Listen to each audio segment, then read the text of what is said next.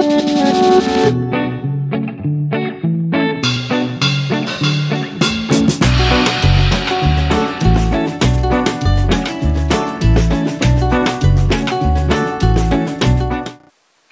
aujourd'hui, je vous présente un livre que j'aime beaucoup, qui est très drôle, qui est un livre de nouvelles, qui s'appelle La vengeance du wombat de Kenneth Cook.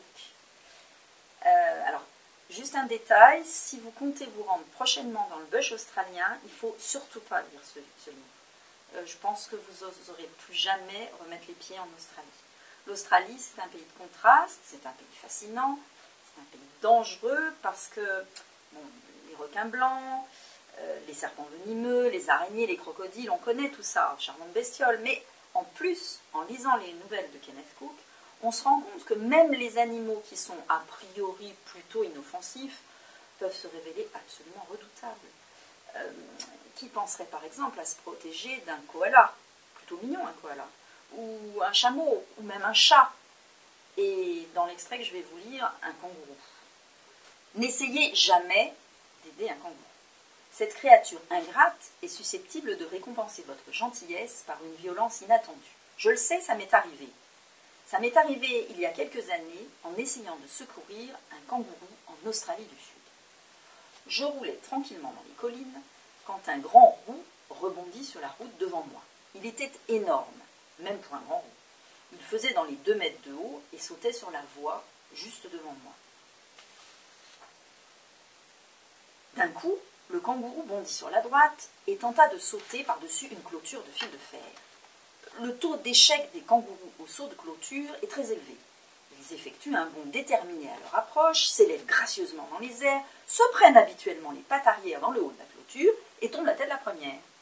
Ils se relèvent ensuite, l'air idiot, et s'en vont en clopinant. Ce kangourou-là suivit cette méthode à la lettre.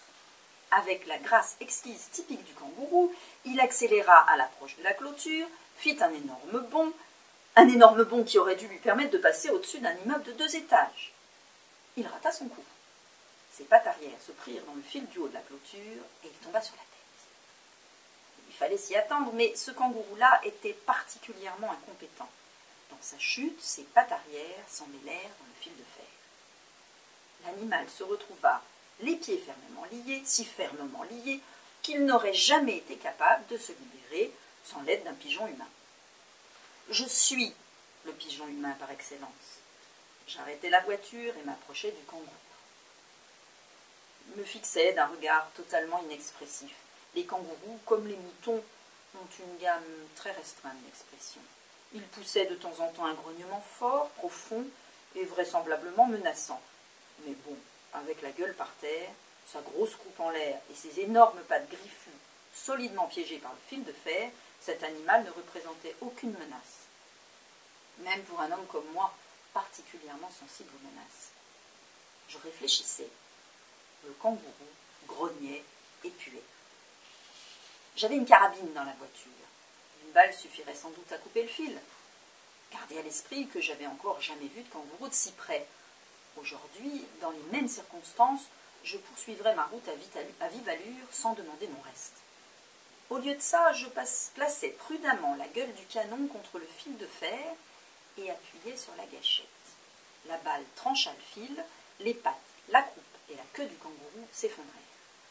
Je m'attendais à ce qu'il se relève et s'en aille en bondissant gaiement, mais ce ne fut pas le cas. Il restait couché sur le côté, grognait et puait. « Allez, mon vieux, lui dis-je énergiquement. Housse, debout, allez !» Le kangourou grogna et pua.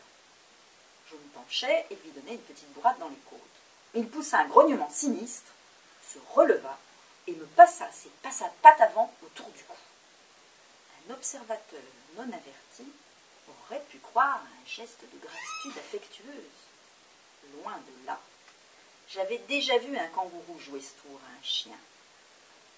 Poursuivi par un chien de chasse, le kangourou s'adosse à un arbre. Quand le chien s'approche pour l'achever, le marsupial le prend dans ses bras, passe ensuite une de ses pattes arrière sous le ventre du chien et les viscères de ses énormes griffes. C'était manifestement le sort que me réservait ce kangourou-là. Je lançai un cri de protestation, mais il n'y prêta aucune attention. J'essayai de me libérer, mais ses pattes étaient solidement verrouillées autour de mon cou. Faisant preuve d'un esprit d'initiative rare chez moi, je décidai d'adopter la tactique du koala. Quand il est attaqué, le koala se colle au bas-ventre de son agresseur. Ce dernier ne peut donc ni mordre, ni griffer aucun organe vulnérable du koala. Fort de cette connaissance des choses du bush, j'enlaçai le cou du kangourou et serrai mes jambes autour de son corps. Le kangourou grogna. Je restai collé à lui, follement accroché, en me demandant ce que j'allais faire ensuite.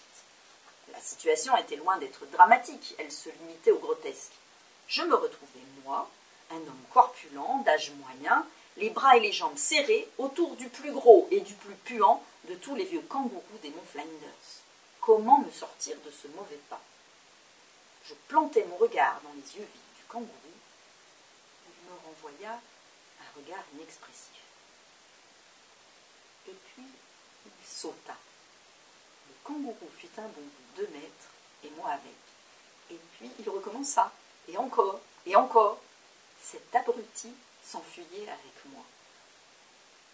On raisonne de travers quand on est accroché au ventre d'un kangourou bondissant. Je n'avais pas la moindre idée de ce que je devais faire. Je me limitais donc à m'accrocher et à hurler de peur. Voilà, c'est un petit extrait. Je ne vous raconte pas la fin, comment Kenneth Cook s'est sauvé de ce mauvais pas. D'après l'auteur, chacune de ses rencontres avec la faune sauvage s'est déroulée comme il le raconte. Elles paraissent tellement invraisemblables qu'elles ne peuvent donc qu'être vraies.